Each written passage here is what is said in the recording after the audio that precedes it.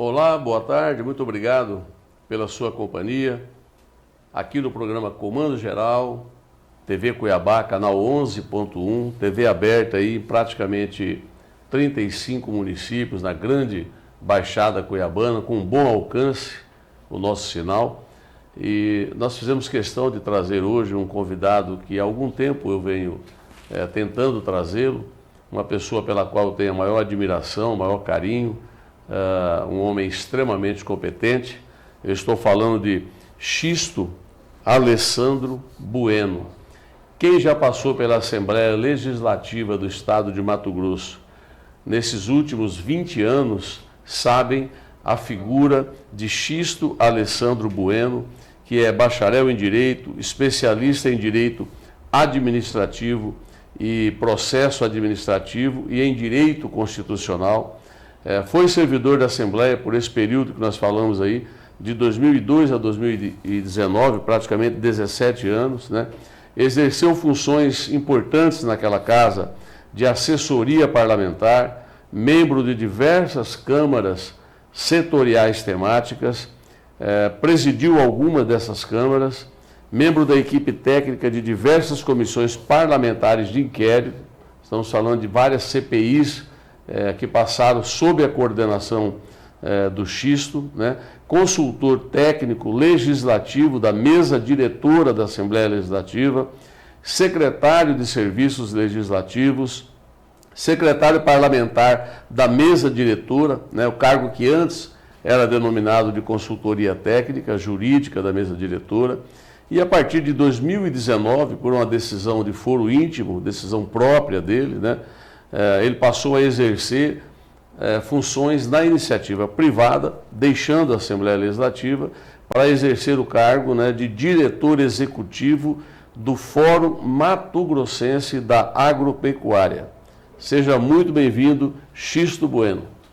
Muito obrigado, Éder. Obrigado pelo convite, obrigado pela generosidade da fala comigo, né? Conheço o Éder de longa data também. E obrigado, inclusive, não posso deixar de dizer, por ter colocado uma foto tão jovem minha, né, no banner de convite. A mesma coisa, eu disse para o Xisto. Lá no banner de convite a gente colocou uma foto dele, enfim, um pouco mais novo, mas o Xisto tem o elixir da jovialidade, porque não mudou praticamente nada, continua o mesmo semblante, a mesma fisionomia. Mas os cabelos embranqueceram todos. Muito obrigado. Você falou da sua trajetória na Assembleia, tenho muito orgulho desse período que eu passei por lá. Cheguei na Assembleia a convite do deputado Riva em 2002, né? Fui membro a priori da equipe técnica dele, do gabinete, e a partir daí eu fui galgando vários cargos na Assembleia. Eu costumava brincar da seguinte maneira, que o deputado Riva nunca me perguntou se eu sabia fazer alguma coisa, né? Ele me dava a missão e queria pronta. Eu tinha que me virar e aprendi muito com isso. E foi um período longo na Assembleia, esse tempo todo. Quando ele saiu, eu integrei a equipe do deputado Maluf, na sequência do deputado Botelho, nessas funções de coordenar o trabalho do plenário, né, de fazer um trabalho com as comissões da casa. E dentro dessas funções, eu fui, entre aspas, descoberto pelo setor agropecuário, né, que precisava de uma pessoa para poder fazer um trabalho de coordenação do que eles estavam criando, chamado Fórum Agro-MT, para fazer justamente esse intercâmbio com a Assembleia. A história do Fórum Agro é uma história muito boa que começa bem antes dele. Lá no passado, o setor agro sentiu uma dificuldade de interlocução em Brasília com os deputados. E com essa preocupação, tentaram conversar com a Frente Parlamentar da Agropecuária, que não tinha um resultado muito profícuo naquela época, que não tinha em que pese fosse da agropecuária, não tinha uma interatividade tão boa assim com o setor. E o que aconteceu? Eles, em conversa, criaram em Brasília um instituto chamado Instituto Pensar Agro. Esse instituto ele foi composto, sobretudo, primeiro, né, pelas entidades de Mato Grosso, que tinha como missão estruturar a Frente Parlamentar da Agropecuária. Aqui em Mato Grosso, a nossa Assembleia dá para os deputados toda a estrutura que eles precisam.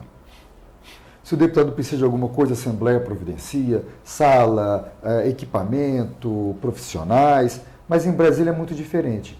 eles acabam ficando muitas vezes reféns de si mesmos. E essa frente parlamentar não conseguia ter uma grande prosperidade naquela época, em virtude da falta de pessoal técnico, da falta de organização. O setor, então, criou esse instituto para poder dar subsídio, para poder dar base para a FPA trabalhar. E funcionou muito bem. Começou pequeno, foi um experimento, foram melhorando. Hoje a Frente Parlamentar da Agropecuária em Brasília é uma grande potência, é provavelmente a frente parlamentar mais atuante, mais ativa e mais bem equipada que tem em Brasília. Isso aconteceu por conta do setor agropecuário ter dado esse subsídio. E pensaram certa vez, e as entidades daqui se reuniam um dia antes da Assembleia Geral, que é uma vez por mês em Brasília, numa terça-feira, para poder discutir os assuntos e já chegar lá com algumas coisas encaminhadas. Numa dessas reuniões, alguém falou, por que não fazer alguma coisa semelhante aqui? E essa foi a semente da criação do Fórum Agro MT. Com isso, o Fórum Agro começou a se estruturar, começaram uma série de conversas entre eles e me procuraram na Assembleia com um convite para que eu fosse o executivo dessa frente parlamentar, desse Fórum Agro. Após alguns ajustes, eles resolveram a parte administrativa, e por fim me convidaram para que eu assumisse. À época eu estava com o deputado Botelho, estávamos no meio de uma campanha, falei para eles que eu não podia deixar a Assembleia, abandonar o trabalho no meio de uma campanha, falei, tenho que esperar terminar. Terminado isso, passaram mais algumas situações e ao final de um certo período, eu conversei com o deputado Botelho, que já tinha falado com ele antes, conversado, explicado que eu iria sair, entreguei minha carta de exoneração, e a partir de então eu tenho me dedicado exclusivamente ao Fórum Agro MT. Quem compõe o Fórum Agro? O Fórum Agro hoje é composto pela FAMATO, que é a Federação da Agricultura e Pecuária de Mato Grosso, pela Acrimate, Ação dos Criadores, pela Acrismate, Criadores de Suínos, a Prosmate, Produtores de Semente, a AMPA, Produtores de Algodão, a OCB, que é entre aspas, a Federação das Cooperativas, E, no passado, fez parte também conosco a ProSoja, que, em certo momento, preferiu se desligar e continuar os trabalhos solo, em que pese, as equipes técnicas sempre se conversem, a gente sempre trabalha muito junto. E a nossa função, basicamente, é fazer em Mato Grosso o que é feito em Brasília. Um intercâmbio, um meio de campo entre o setor produtivo, entre o setor agropecuário e a Assembleia de Mato Grosso. Com isso, a gente conversa com a Frente Parlamentar, fazemos reuniões periódicas com a Frente Parlamentar, ela participa das reuniões do Fórum Agro, que são realizadas uma vez por mês, damos subsídio técnico para eles, fazemos muitas vezes notas técnicas, relatórios sobre os projetos que estão na Assembleia. Esses relatórios produzidos por vocês aqui, sob a sua coordenação, eles focam especificamente no agro, na produção dentro do território de Mato Grosso, ou além desses aspectos todos regionais, os senhores também municiam de informação daquilo que está acontecendo no Brasil e no exterior. É uma forma que vocês encontraram de fundamentar melhor as discussões dentro das casas legislativas, sejam elas Assembleia Legislativa Estadual, Câmara Federal ou Senado Federal? O nosso trabalho ele é mais focado, mais voltado para o cenário de Mato Grosso. Ainda porque do cenário nacional e mundial, a gente tem a Frente Parlamentar da Agropecuária que fica em Brasília, que tem técnicos especialistas, inclusive, em comércio exterior, para poder fazer um debate um pouco mais qualificado sobre isso. Mas a gente não deixa de olhar para o que está acontecendo no Brasil e no mundo, como, por exemplo, no ano passado tivemos uma série de reuniões e conversas, inclusive com a participação do IMAC, que é o Instituto Mato Grossense da Carne, que sequer faz parte do Fórum Agro, sobre a moratória que a Europa está querendo fazer, fazendo a proibição da aquisição de matéria produzida em qualquer área que tenha sido aberta após 2020. Qualquer área aberta após 2020. Estando legal ou não? Independente de qualquer coisa. Na verdade, é um bloqueio comercial. Pode ser visto como sendo, eles dizem que não. Na visão da Europa, no discurso oficial, é uma grande preocupação com o meio ambiente, é uma grande preocupação com a preservação e manutenção das florestas do Brasil e do mundo. Significa isso me assusta um pouco, tá? Eu vou falar aqui como economista, administrador de empresa, ex-secretário de Estado, enfim, me assusta muito isso. Ou seja, aquilo que você tem aberto de áreas para produzir após 2020, está se vislumbrando a possibilidade do mercado europeu ou do mercado externo não comprar produto dessas áreas meramente por um embargo comercial unilateral, né, pelo que eu estou imaginando aqui. Ou seja, estamos podados de crescer? Pois é, Éder, eu concordo contigo em grau, gênero e número. Mas algumas coisas têm que ser ditas. Primeiro, a Europa não é o principal mercado de Mato Grosso. Uhum. Tem muita coisa do Brasil que vai para a Europa, mas de Mato Grosso não. Qual é o principal mercado de Mato Grosso? China, sem dúvida. Tá. O IMEA tem uma série de estudos. Para quem porventura estiver nos assistindo e tiver interesse em dar uma olhadinha, entra no site do IMEA, imea.com.br, alguma coisa assim. Se colocar IMEA no Google, ele vai direcionar.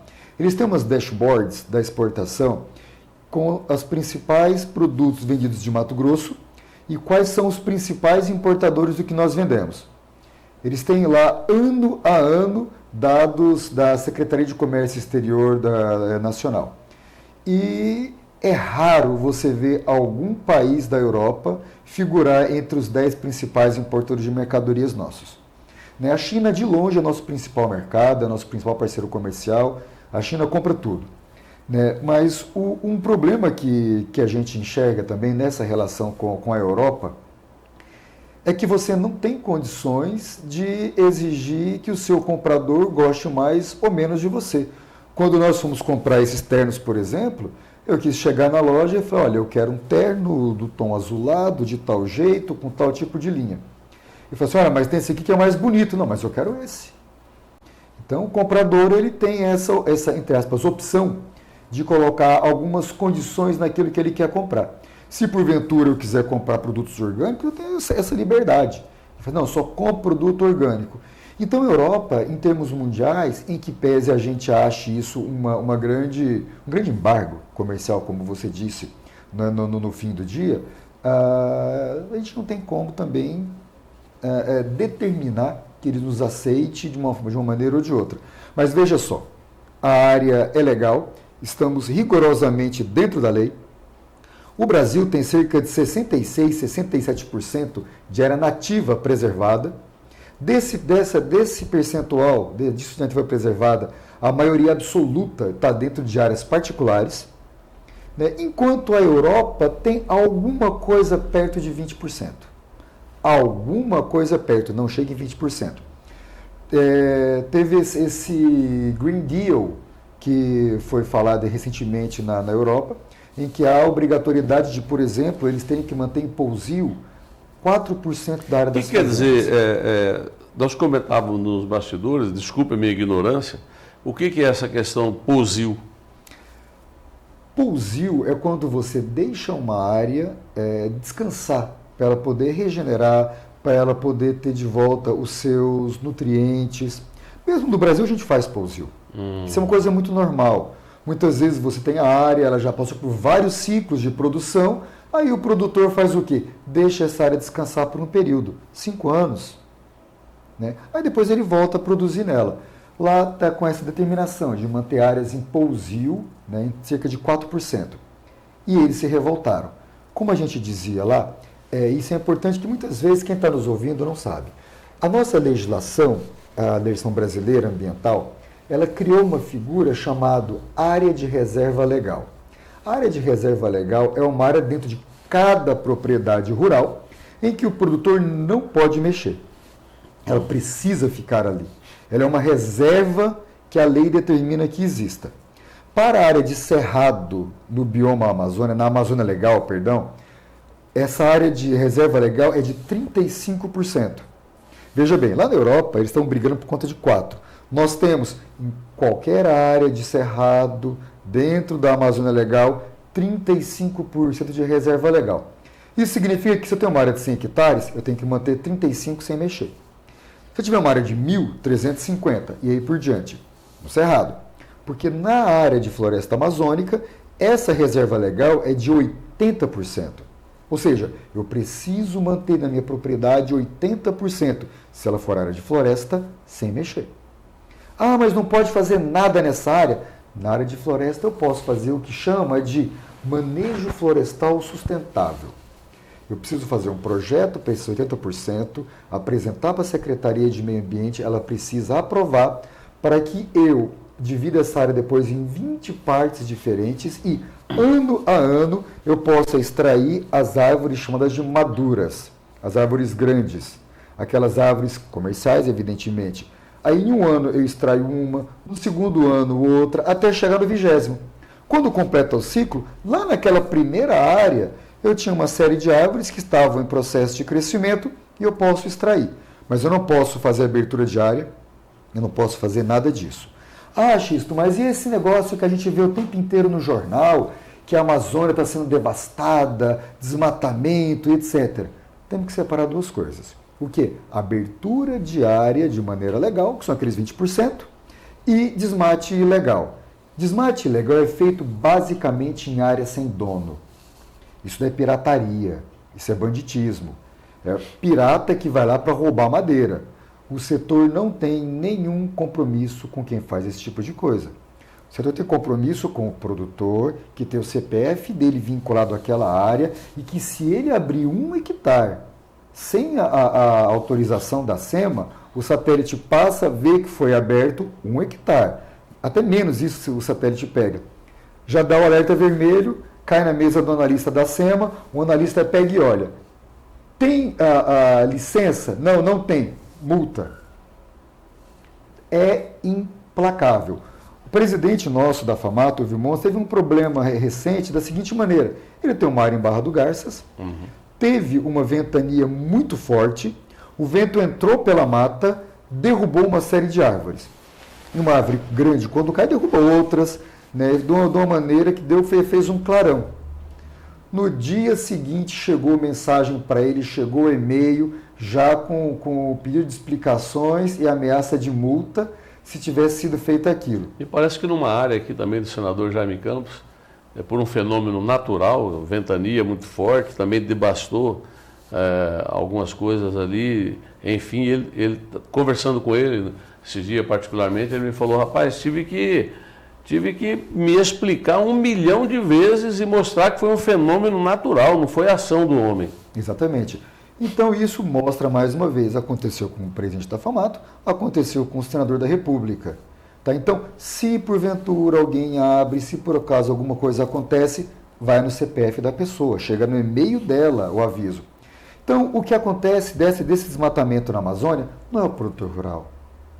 Não é. E são praticamente 100% em áreas públicas, área que não tem dono, e as pessoas que estão fazendo coisa errada sabem disso. Né? E tudo isso faz parte do debate que nós tratamos dentro do Fórum Agro. Né? Falávamos no começo da questão do embargo da Europa, né, que o MAC participou. Fizemos uma série de falas, levamos o problema a Brasília, levamos o problema, né, aos órgãos competentes do Brasil. E quando eu falo nós, não só o Fórum Agro, isso foi tratado conosco. O IMAC teve uma participação gigantesca em cima disso. O senador Carlos Fávaro, ministro da Agricultura,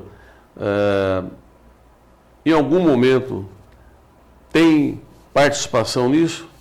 Dentro do Fórum Agro? Isso. Não. Ou recebe demandas? Nós tivemos uma reunião há cerca de 2 semanas com o secretário nacional de Política Agrícola, que é o Neri Geller. Né, como todo mundo sabe, foi amplamente discutido, a gente está num processo esse ano com um problema de safra em virtude da escassez de chuvas que aconteceram para essa safra. Né, para usar uma expressão que tem sido muito dita, foi uma produção muito manchada. Em algumas manchas produziu bem, em algumas manchas produziu muito mal. Então ocorreu uma frustração de safra e o produtor rural tem contas a pagar. Né? Por conta disso, a gente foi até Brasília, fomos muito bem recebidos pelo secretário. Né? O secretário trouxe para a gente uma proposta de conseguir linhas de crédito internacional, né, com um prazo um pouco maior para poder uma carência, né, para iniciar os pagamentos. para poder dar um respiro para o produtor rural. Tem que ser feito isso realmente, né? Tem que fazer um alongamento.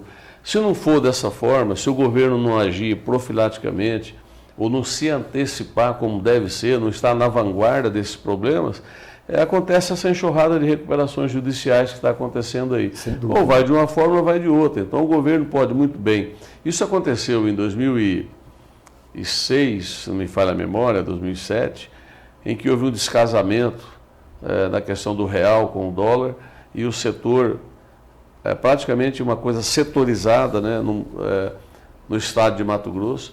E à época o próprio Neri Geller participava do governo federal, enfim, e nós antecipamos com o governador Blário Maggi, fomos a Brasília, convocamos uma reunião aqui, enfim. O que aconteceu? Chamou todo o mercado financeiro, a priori, me lembro de Rabobank, Banco do Brasil, enfim, UBS, vários bancos que estão presentes no cotidiano aí da produção, e eles todos concordaram em fazer um grande pacote de alongamento, de carência, antes que as coisas tomassem um rumo totalmente inadministrável, né? Mas eu te pergunto uma outra coisa, Xisto. Existem muitos mitos que envolvem a agropecuária, né? Os leigos, muitos que estão aí, não entendem muito bem como funciona tudo isso, às vezes acham que o agro concentra riqueza, não distribui renda, não faz a avaliação correta dos efeitos indiretos da produção, no consumo lá do combustível, da telefonia, da energia, o que acaba gerando emprego, enfim. Eu queria que você comentasse um pouco sobre isso e também sobre a questão de defensivos agrícolas, como é que está sendo o uso disso hoje no estado de Mato Grosso. André, acho que o primeiro mito do setor agropecuário é o do agropecuarista, né? Quando a gente fala fazenda em Mato Grosso, é alguma coisa assim, para fazer um paralelo, é como a gente fala indústria em São Paulo. Uhum. Quando a gente fala fazenda, todo mundo pensa nos grandes produtores, dos grandes conglomerados e grupos. Como a gente fala indústria em São Paulo, todo mundo pensa que todo mundo é gigantesco, já pensa em indústria automobilística e coisa e tal. Assim como a indústria de São Paulo não é isso. Há essas indústrias, mas a grande maioria das indústrias são pequenas indústrias que fazem pequenas coisas que vão alimentar a grande. E aqui acontece coisa parecida. 51% das propriedades rurais de Mato Grosso têm menos de 1.000 hectares. 51%. Mas 51% menos de? Menos de 1.000. O que pode ser considerado, só uma curiosidade, o que pode ser considerado, vamos dizer assim, uma fazenda? Se a gente fosse dimensionar, lógico que não há um conceito, né, pronto para isso, mas sei lá, 200 hectares, 300? Sim. É um parâmetro para se tratar de uma fazenda? A gente tem uma coisa chamada módulo rural, né? O módulo rural, ele varia conforme o município de Mato Grosso. Ele vai desde 60 hectares até 100 hectares na região, na norte do estado. Até 4 módulos rurais, se porventura não houver emprego de mão de obra externa, a lei diz que é agricultura familiar. Uhum. Mas com 4 hectares, o norte são 400 hectares. Já é uma área que não é gigantesca, mas ela é considerável, né? Já não é um sítiozinho de recreio que você vai passar o fim de semana e pescar. Já é alguma coisa. Mas a gente tem até 1.000 em Mato Grosso, com 51%, e mais 32% entre 1.000 e 3.000. Ou seja, 83% das propriedades de Mato Grosso têm menos de 3.000 hectares. 83%. É a maioria esmagadora absoluta. Quando você pega a pecuária, 81% dos pecuaristas de Mato Grosso têm menos de 250 cabeças na sua propriedade. Quando você pega de 250 a 500, acho que é isso, você tem mais 9%. 90% dos pecuaristas de Mato Grosso têm menos de 500 cabeças de gado. Ou seja, são pequenos produtores. Temos grandes produtores? Temos produtores gigantescos que trabalham com um alto grau de tecnologia, apuradíssimos, mas a grande maioria não é. Então isso é uma coisa importante de ser dita. Então o primeiro grande mito é esse. O segundo mito é aquele que nós falávamos há pouco, que a agropecuária devasta, destrói, desmata. A agropecuária precisa se manter dentro daquilo que a lei determina, sob pena de não poder vender.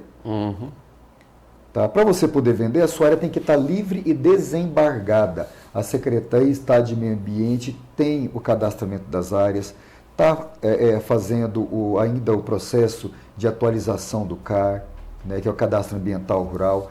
Então, tudo isso é feito e cuidado. Então, o produtor rural, ele desmata, entre aspas, né, que ele abre, segundo uma licença, aquilo que a lei autoriza. Se por acaso fizer fora da lei, a área é embargada e a área embargada não pode vender. A trade não compra o grão, o frigorífico não compra a carne. Vai produzir para quem? Então a área embargada não vende. São duas coisas. A terceira que você citou é fantástica. Nós temos uma história de que o Brasil é o campeão mundial do uso de defensivos agrícolas. Isso é uma verdade e isso também é uma mentira. Se nós pegarmos números absolutos, o Brasil vai ser campeão de praticamente tudo. Nós somos um dos maiores países do mundo em extensão territorial, uma das maiores populações do mundo. Então, qualquer coisa que a gente for olhar, a gente vai estar entre os campeões. E em volume de produção também extraordinário. Obviamente que para isso você precisa de todo o que precede uma produção. Né? Aí são dois pontos a mais que são interessantes. Você citou, o volume nosso é muito grande. Com um volume muito grande, a gente vai usar mais. Então, isso é inevitável. Segunda coisa, nós somos um país de clima tropical. Um país de clima tropical não tem neve, não tem inverno rigoroso. Isso faz com que propicie a criação de uma série de cepas, uma série de pragas na lavoura que não tem nos outros países. No hemisfério norte, são um país de clima temperado. Tem inverno rigoroso, tem neve, tem gelo, o gelo vem, cobre a área e faz o quê? Mata tudo. Então, quando vem para a produção, ele já tem um campo mais limpo. Então, nós somos gigantescos, clima tropical, e enquanto eles têm uma safra, nós temos duas, às vezes nós temos três. Então, é evidente que a gente vai usar mais que eles que defensivos, vamos usar mais do que o mundo. Só que aí que está.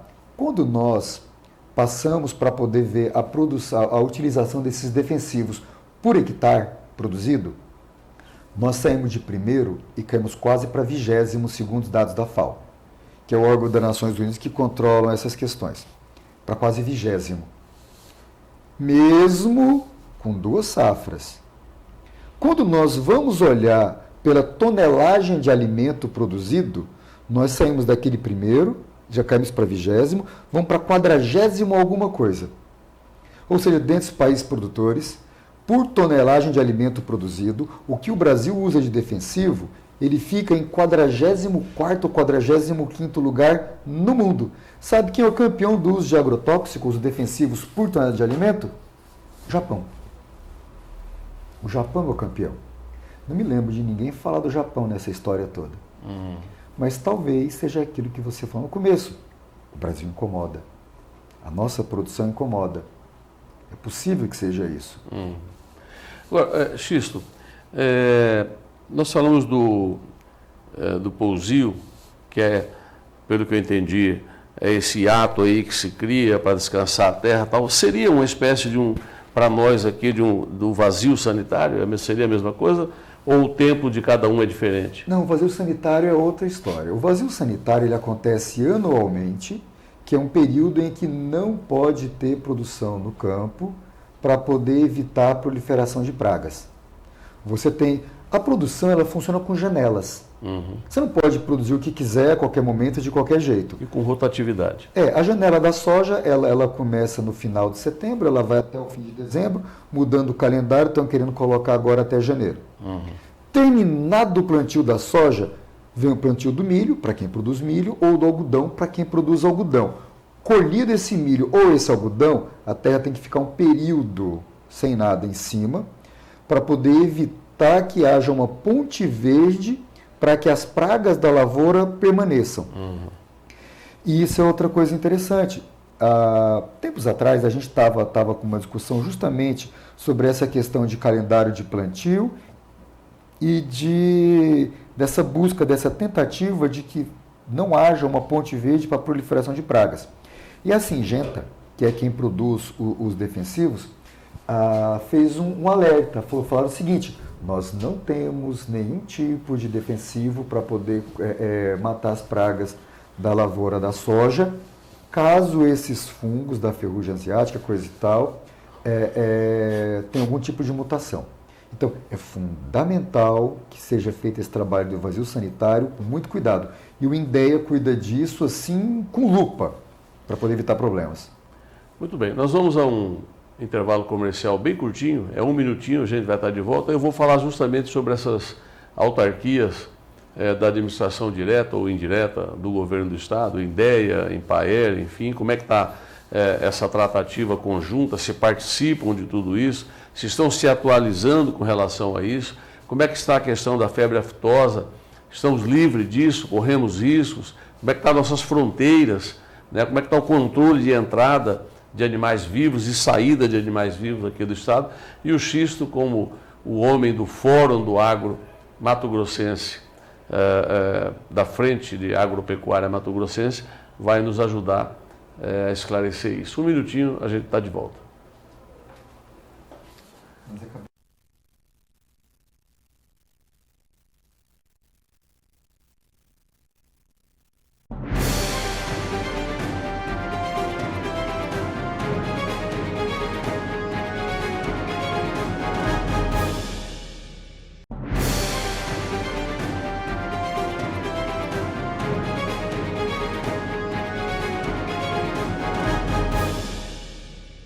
De volta aos nossos comerciais, entrevistando hoje aqui Xisto Bueno, ex-assessor parlamentar, servidor da Assembleia Legislativa por mais de 17 anos, o homem dos bastidores do parlamento, da interlocução com os poderes, enfim, de uma inteligência ímpar, e hoje à frente do Fórum da Agropecuária Mato-Grossense. Xisto,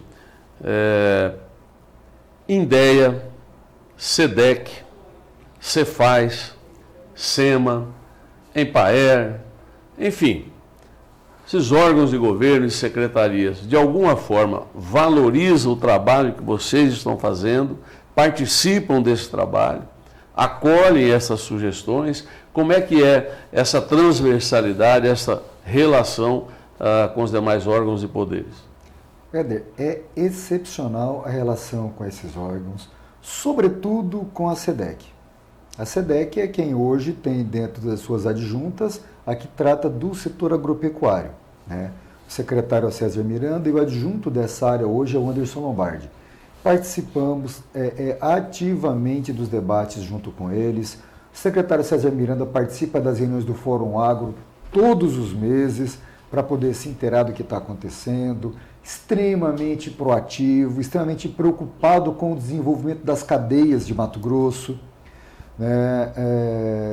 Foi junto com ele que nós encontramos soluções para a pecuária, foi junto com ele que nós encontramos muitas vezes um ponto de apoio para alguns debates com a Secretaria de Fazenda.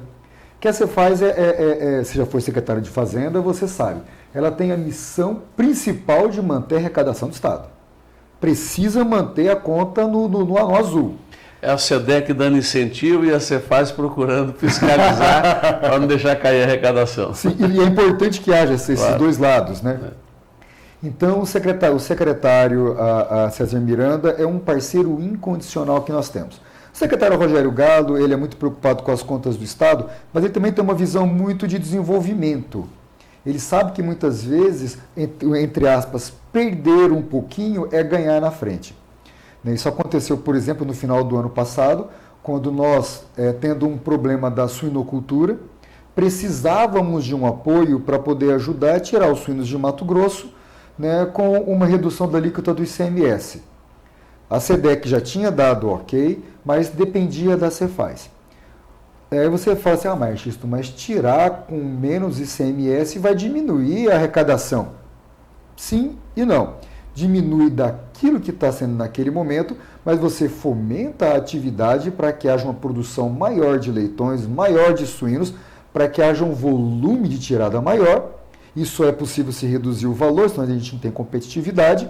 E no fim do período, a arrecadação aumenta.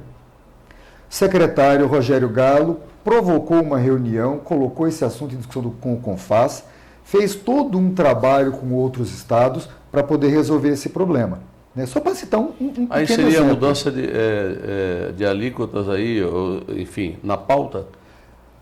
É um aumento do valor do incentivo do PRODER com uma redução da alíquota. A pauta ela foi tirada de vigência para esse setor durante um período. Né? Não há, por hora, pauta para o setor. Entendi. Mas houve essa redução. Primeiro com o aumento do PRODER, segundo com a redução da alíquota. O que aconteceu? Deu um fôlego para a categoria. Tá? A suinocultura já está há algum tempo com dificuldades, né, amargando resultados negativos, a ponto do vice-governador, que é criador de suínos, ter dito numa agenda conosco, que ele falou assim, olha, se porventura eu soltar os meus porquinhos na rua e virar as costas para eles, eu tenho resultado financeiro melhor, porque está dando prejuízo à manutenção. Daí foi feito todo um trabalho para poder se resolver. Só para poder citar um pequeno exemplo de parceria entre SEDEC, a Secretaria de Fazenda e o Fórum Agro como um todo. Então a gente trabalha muito próximo a eles para poder resolver isso, assim como com o INDEA. Né? Fizemos um trabalho com o INDEA que foi assim espetacular. Havia uma previsão de cobrança do bovinocultor de 0,1 UPF por cada animal transportado que não fosse para o abate depois que retirasse a vacina. Mato Grosso hoje é zona livre de aftosa sem vacinação, não há mais a vacina, só que em contrapartida tinha essa norma lá de um governo passado com essa previsão. A partir daí ficaria mais caro não vacinar do que vacinar.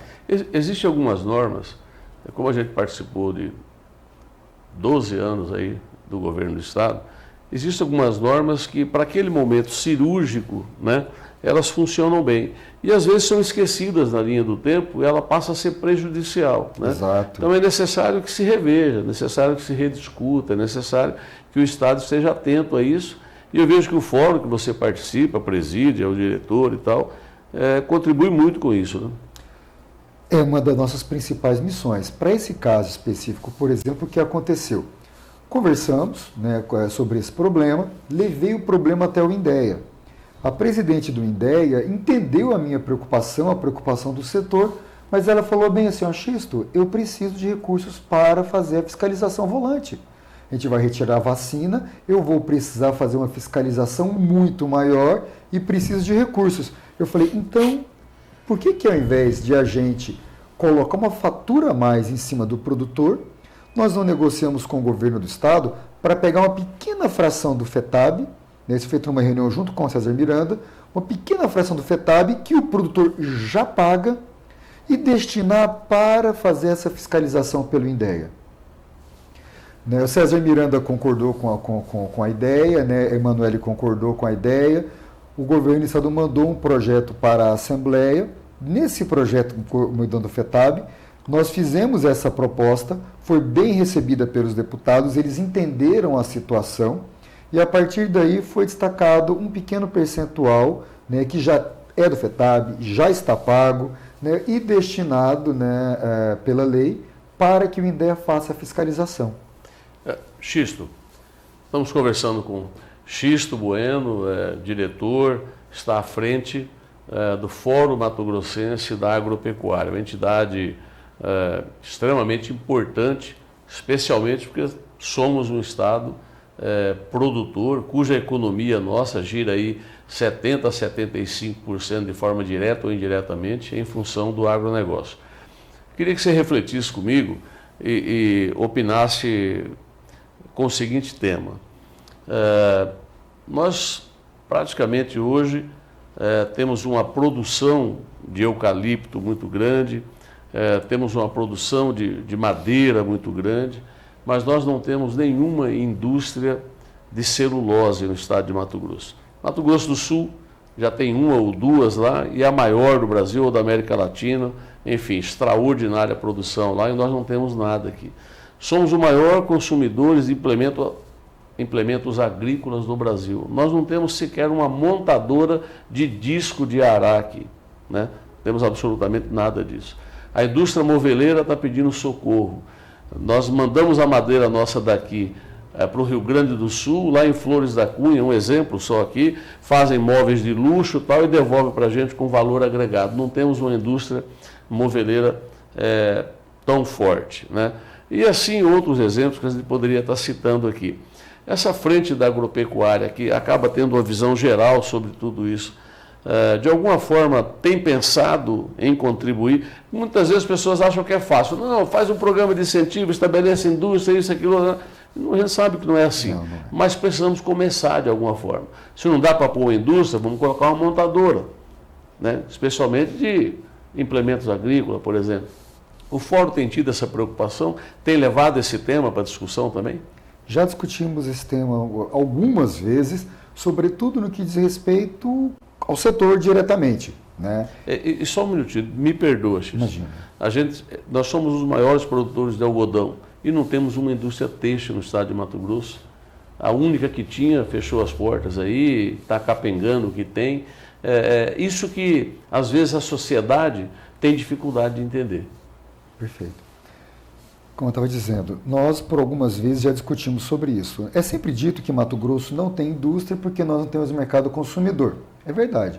Mas naquilo que nós somos o mercado consumidor, como você falou, também não tem indústria. E onde é que a gente esbarra em problemas? Lá no passado, muito tempo atrás, eu me lembro da FIENTE, né, a Federação das Indústrias, reclamar de algumas coisas básicas necessárias para que a gente possa ter um parque industrial consolidado em Mato Grosso. O que a indústria sempre clama? Primeiro, energia elétrica. Nós nem tínhamos energia elétrica, né? O Dante foi um grande força motriz para poder trazer energia elétrica, produzir energia elétrica em Mato Grosso. Passamos a ter energia, passamos a exportar energia elétrica, mas ela não é distribuída para Mato Grosso. E quando a qualidade é ruim. Você citou a questão da indústria têxtil. Nós temos algumas fiações em Mato Grosso. Essas indústrias que são muito computadorizadas, elas necessitam de uma energia elétrica limpa, com pouca oscilação e contínua. Porque a indústria de energia elétrica que fica parada é um grande prejuízo. A indústria não para, a indústria tem que continuar o tempo todo. O que acontece? Energia de má qualidade com muita oscilação. Os equipamentos das fiações, eles são extremamente sensíveis. E uma máquina ela vai sendo ligada a outra, que vai sendo ligada a outra, é necessário um fluxo contínuo, com tudo muito bem afinado entre elas. Quando dá uma oscilação muito forte de energia elétrica, o equipamento que é computadorizado perde essa afinação. Aí tem que ir um técnico para organizar uma a uma e gasta 2 horas da indústria fazendo isso. 2 horas da indústria, você pensa, se você for trabalhar com 8 horas de produção diária, é mais. Se fossem 8 horas, você tem aí o quê? Mais de 20%, 25%. 25% de um dia parado. Olha o prejuízo. Então, nós temos problema de qualidade de distribuição, qualidade de energia elétrica e preço. Nossa energia elétrica é cara. É o principal insumo da indústria. São um ponto significativo. O segundo ponto que a FIENTE sempre clamou para que a gente tenha um parque industrial efetivo em Mato Grosso. Logística de transportes. A nossa logística era horrível.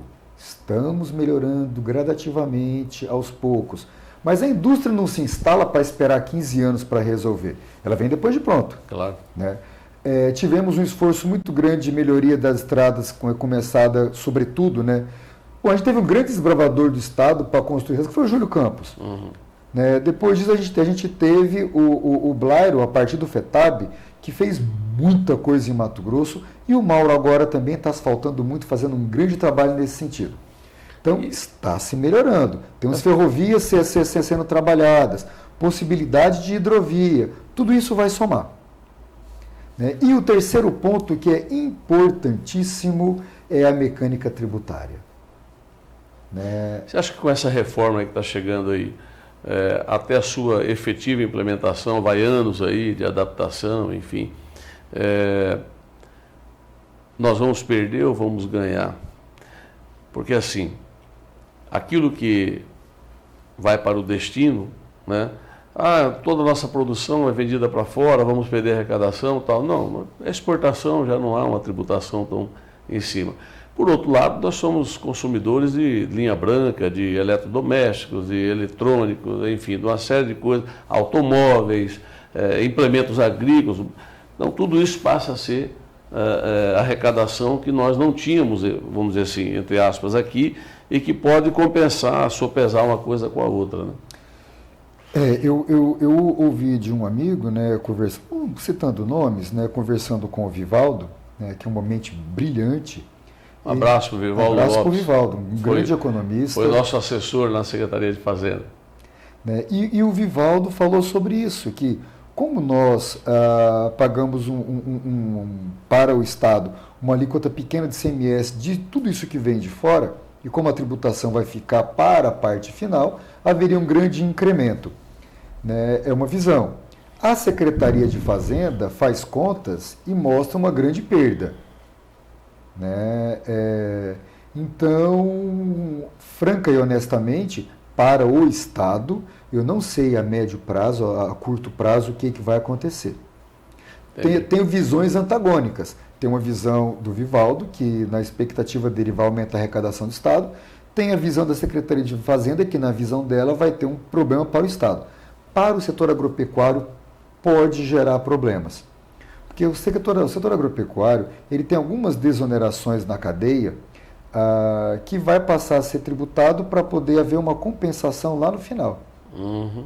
No final fica com a trade. Talvez E também, Rogério Galo não é bobo nem nada, né? Vai fazer uma conta, evidentemente, para exponencializar essa perda aí, para tentar pegar alguma coisa do fundo de compensação. Né? Isso aí é óbvio. Xisto, como é que estão as nossas fronteiras? Você que está ali na frente, agropecuária, está seguro? Estamos livres da febre aftosa, da vaca louca? Vira e mexe tem um embargo, suspende a importação da carne suína, ou do frango, enfim, ou da carne bovina, seja lá pela Rússia, seja pela China, seja pelo mercado árabe, enfim, como é que está esse contexto aí? A gente continua competitivo nisso aí? Mato Grosso está extremamente bem no contexto nacional e mundial com relação a isso. Nós não temos casos de febre aftosa, já a perder de vista, tanto que hoje nós somos área livre de aftosa sem vacinação. Mato Grosso não vacina mais contra a febre aftosa. Já há muitos anos esse vírus não circula por aqui. Há muitos e muitos anos não temos nenhum problema com a aftosa. Né? Isso é uma coisa fantástica. A nossa saúde vegetal e animal é excelente. O que acontece, vez ou outra, é algum episódio da chamada vaca louca. Só que é um episódio disso que é o seguinte, a gente tem dois tipos da vaca louca. Uma é um vírus que se contrai, eu não sou veterinário, eu não conheço bem como que é isso. E outro é um problema degenerativo que acontece com o próprio animal, né? Que não é transmissível, não causa nenhum grande problema, a não ser para aquele animal naquele momento. De vez em quando a gente escuta notícias desse segundo caso. Não daquele que causa problema, né? Casos isolados. Quando isso acontece, o INDEA está sempre ativo, sempre preocupado, notifica, informa as autoridades todas. Aquilo é parado, estudado, é enviado para poder fazer análises, para saber o que está acontecendo. Ainda porque é necessário que isso aconteça para poder evitar um problema maior. E nós não temos nada disso. O que está assolando o Brasil hoje, que está preocupando muito, é a gripe aviária. Mas também não temos notícias disso por aqui até o momento. Bem, falar em INDEA, quero deixar o registro do abraço ao nosso amigo, irmão, Max Campos, que está constantemente aí nos grupos de WhatsApp, conversando conosco, uma figura extraordinária. Max Campos, servidor do INDEA, um grande abraço no seu coração. Ele está sempre ali na fronteira, a gente conversa, ele fala, olha, hoje pegamos tal coisa, hoje proibimos tal coisa, fiscalização ferrenha, homem lá do campo, aquele que está na ponta final lá, um servidor público exemplar, Max Campos. Meu amigo também, um grande abraço para o Max. Que é aquela figura cada vez mais robusta. Tá ficando, ele gosta de forte. criar uns pitbulls, né? Eu acho que ele está pegando o espírito de pitbull ali. Cada vez mais forte. Grande abraço ao Max. Como você resumiria? Eu sei que você levaria aqui semanas para poder fazer isso, vai ter que fazer aí em 3 minutos. Como você resumiria a sua passagem pela Assembleia Legislativa do Estado de Mato Grosso? O que você deixou de legado e o que você trouxe de legado?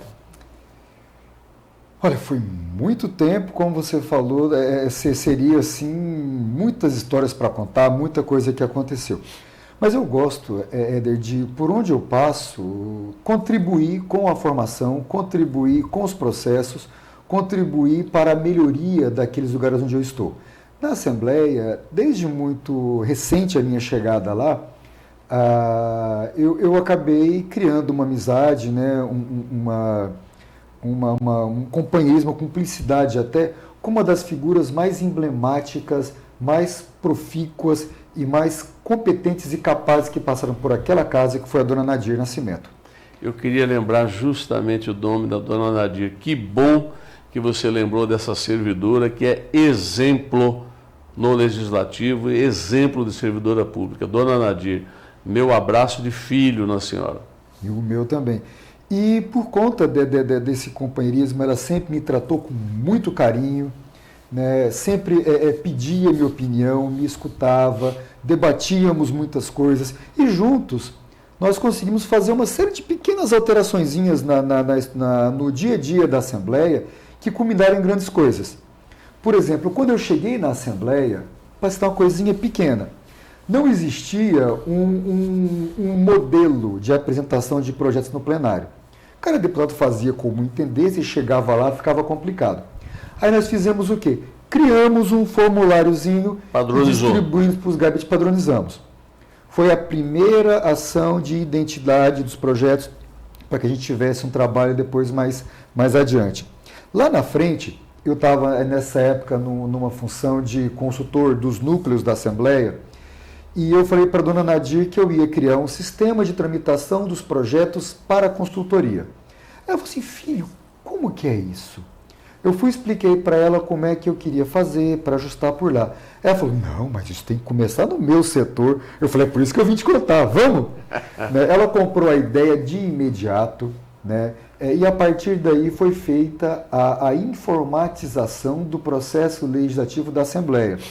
A Secretaria de Informática da Casa, né, o André Luiz, se prontificou a fazer os estudos com a equipe dele, fizemos ensaios, testes, foi feita toda uma elaboração e se hoje a Assembleia tem esse sistema de tramitação de proposições, né, tudo surgiu com uma conversa minha com a dona Nadir, dela comprando uma ideia minha, com uma visão da importância disso tudo, para que a gente possa melhor atender na Assembleia deputados, assessoria e a população como um todo.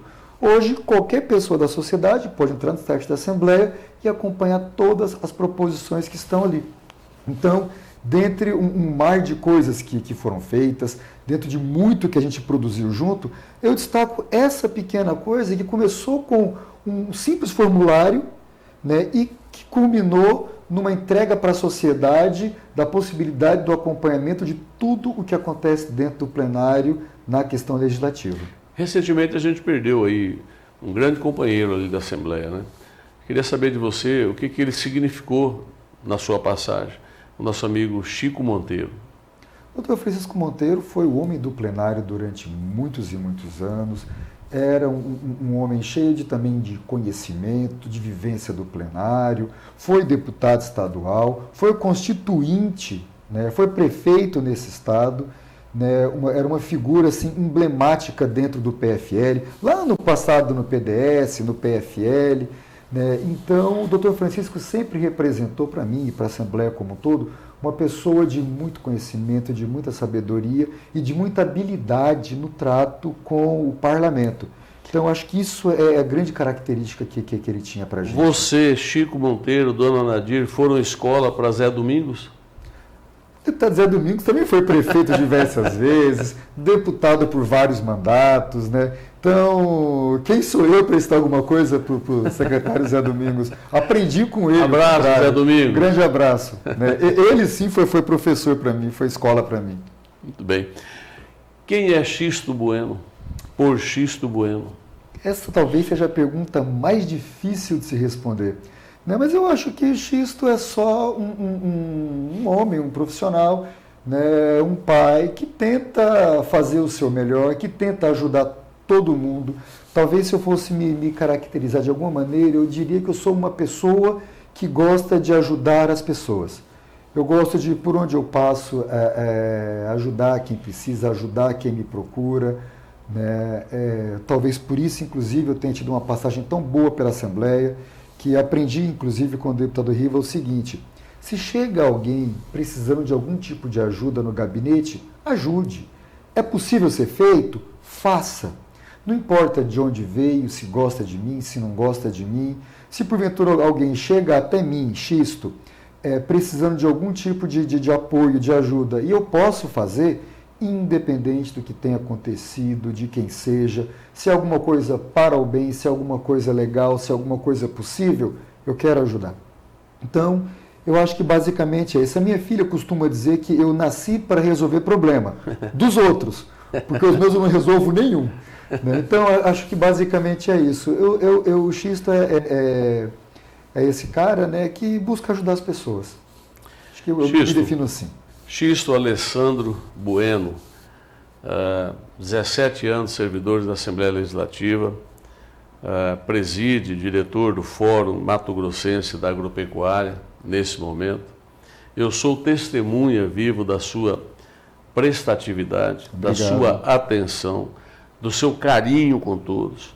Durante 12 anos em que eu estive secretário de Estado, quer seja na Secretaria de Fazenda, quer seja na Casa Civil, quer seja na Secretaria Extraordinária da Copa do Mundo, na Secretaria de Relações Institucionais em Brasília, como presidente da MT Fomento, como assessor especial do governador, em todas essas ocasiões, você sempre foi uma figura de interlocução, algodão entre cristais, não só entre o Poder Executivo e o Legislativo, mas tenho certeza com os demais órgãos e poderes que compõem esta relação.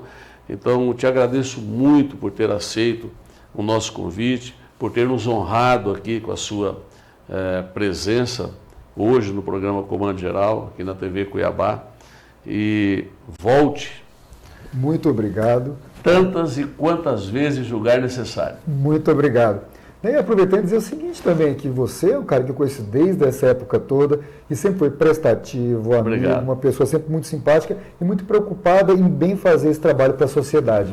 Muito obrigado, meu irmão. Aqui está alguém que já deveria estar secretário-chefe da Casa Civil de algum governo. Tenho certeza do que eu estou falando. Estou aguardando o Éder ser o governador para ele me convidar para esse cargo, hein? Obrigado. Amém. Amém. Valeu.